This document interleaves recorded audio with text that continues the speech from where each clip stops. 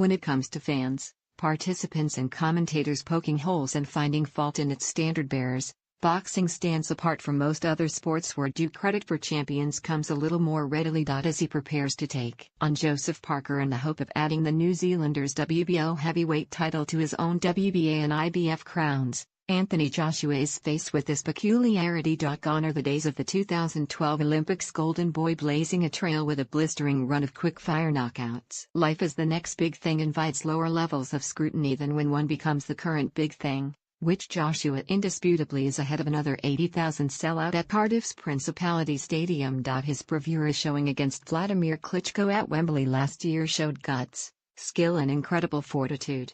But Klitschko was 41 at the time, you see, and Tyson Fury played with him 17 months earlier. Joshua hauled himself up off the canvas heroically, but only had to because he's chinny. What tabootery is grasped for so readily in boxing circles that virtually all achievements, past and present, can be dismissed if you are so minded. Team Parker have played this skeptic's role relentlessly during the build-up to Saturday's showdown, but how legitimate are the questions they and others continue to ask regarding Joshua's capabilities?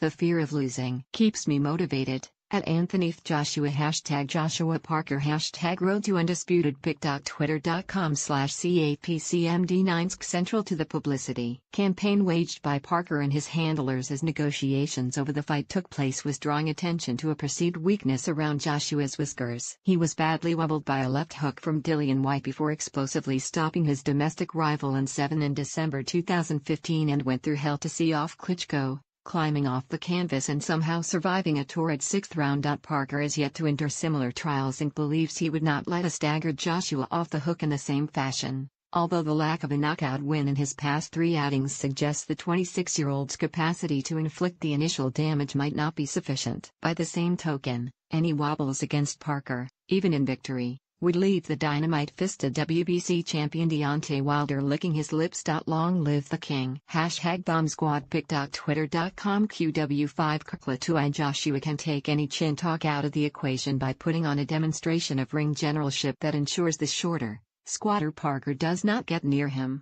You do not become an Olympic champion without sound fundamentals, and Joshua possesses a ramrod jab and good footwork for a fighter of his considerable dimensions.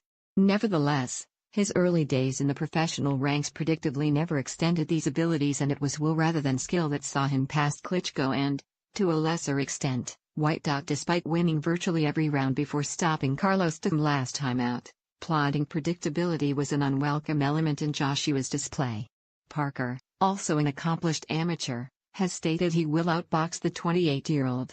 He could be just the challenge Joshua, working again under the guidance of his esteemed trainer Robert McCracken, needs to unfurl his full repertoire. Many imagine.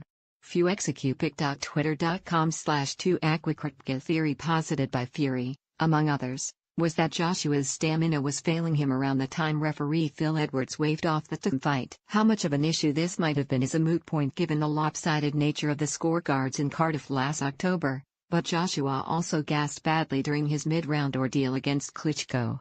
Having weighed in at a career-high 18 stone, 2 pounds against Takam, a sparring partner for the Briton in this training camp, it is fair to say the heavily muscled Joshua was carrying needless bulk. Hauling so much around the ring for 12 rounds is sapping work and also stands to compromise the speed that is so vital to his much vaunted power. Joshua looking leaner this fight week, and reports from camp of a man paying far more attention to the scales are welcome. Developments that point towards a performance to silence the naysayers, at least for as long as such a thing is ever possible in boxing.